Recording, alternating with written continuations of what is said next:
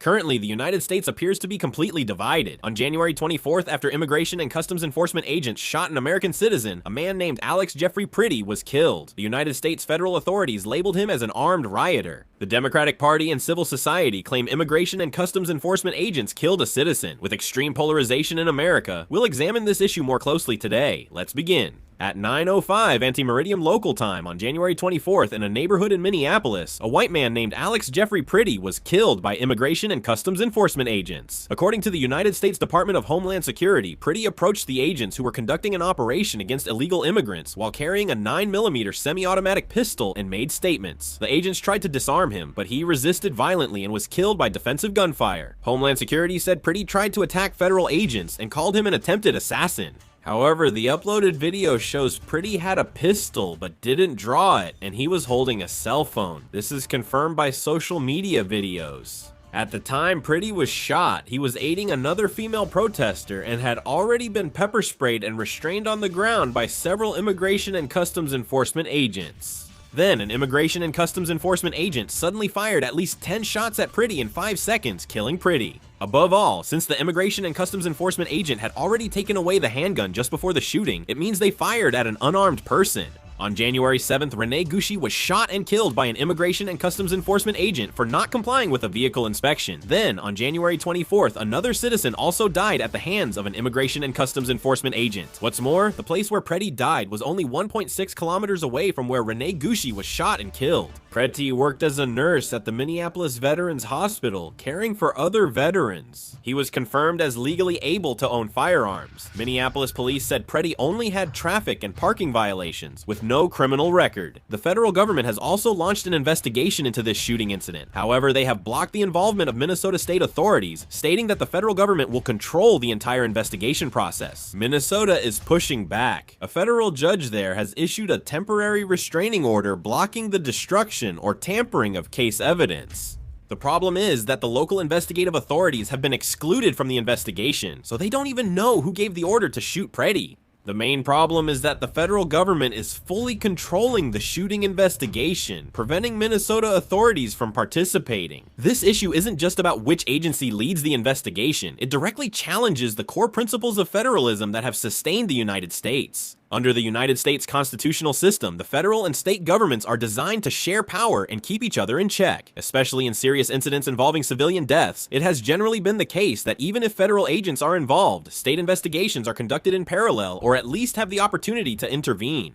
Previously, when federal agents killed civilians, state prosecutors or agencies often conducted independent or parallel investigations alongside federal ones. This acted as a safeguard to reduce conflicts of interest from federal authorities investigating themselves. The federal government took full control of the investigation, preventing Minnesota police and prosecutors from accessing the scene or identifying the agent. This explains Minnesota's strong objections. A federal agent caused the death of a citizen, but if the same federal government organization investigates the agent and the same federal government makes the judgment, it is inevitable that questions will arise about whether the results can truly be fair and trustworthy. Furthermore, if this precedent is set, there is a possibility that in the future, no matter what actions a federal agent takes in any state, the state government will be unable to intervene. Doesn't this undermine the United States federal system, where states have their own judicial authority and public safety duties? American society is already deeply divided. In Minnesota, they have expressed their intention to file a lawsuit against the Trump administration. Governor Tim Walz of Minnesota is demanding that Immigration and Customs Enforcement agents leave the state of Minnesota immediately. However, President Trump is actually defending the Immigration and Customs Enforcement agents' shooting, attacking Democratic politicians for inciting rebellion, and saying that Governor Tim Walz of Minnesota is making outrageous lies. He again stressed that Immigration and Customs Enforcement agents are causing chaos and violence, urging their removal from Minnesota. This conflict has also shaken American politics. The United States Democratic Party plans to trigger a government shutdown by not backing the Department of Homeland Security's budget. Chuck Schumer, the Democratic Senate Majority Leader, called events in Minnesota shocking and unacceptable in any United States city. He said efforts to limit Immigration and Customs Enforcement's power are inadequate and will vote against the budget bill. In 2025, during the last shutdown, 3 of 8 Democratic lawmakers who worked with Republicans also said they'd oppose the budget bill.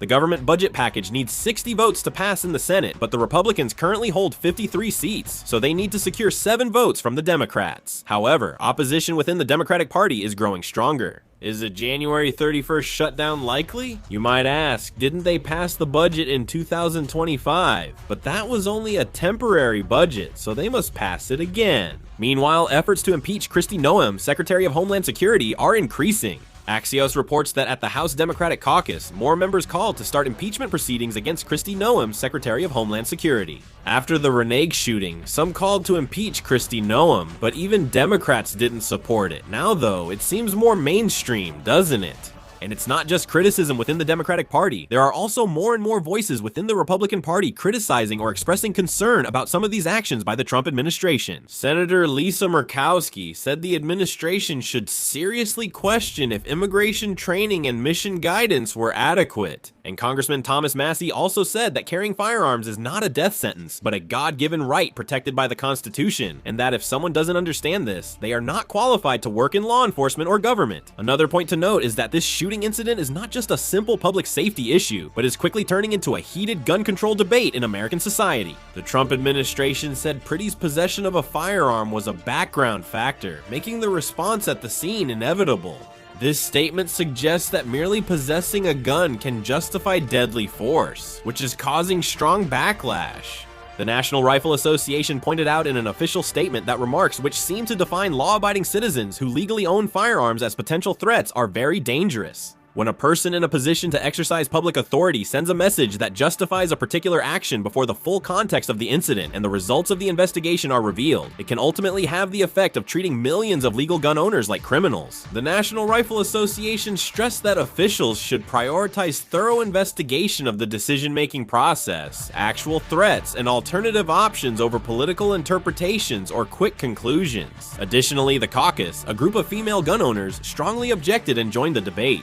The caucus stated they have not yet received an independent, detailed explanation of the cause and criteria for using deadly force in this incident. In particular, they stated that it is highly inappropriate for politicians to reach a conclusion first without any explanation as to whether simply possessing a firearm should be considered an actual threat or whether there were other options available to de-escalate the situation. This shooting raises broader questions beyond one person's death, including how legal gun ownership may pose a threat and when state authorities can use deadly force. This debate touches on the most sensitive divides in American society: conservative versus progressive, security versus freedom, and state authority versus civil rights, so it seems unlikely that the repercussions of this incident will subside quickly. Some in American society are pointing out that this situation cannot simply be seen as a problem of a particular administration. Agencies under the Department of Homeland Security, like Immigration and Customs Enforcement, are being used more militarily, expanding from immigration enforcement to also suppressing protests and maintaining public order. The issue is these changes are moving ahead quickly without enough legal or institutional groundwork. Field agents have strong authority, but there is no consensus on how much they can use it.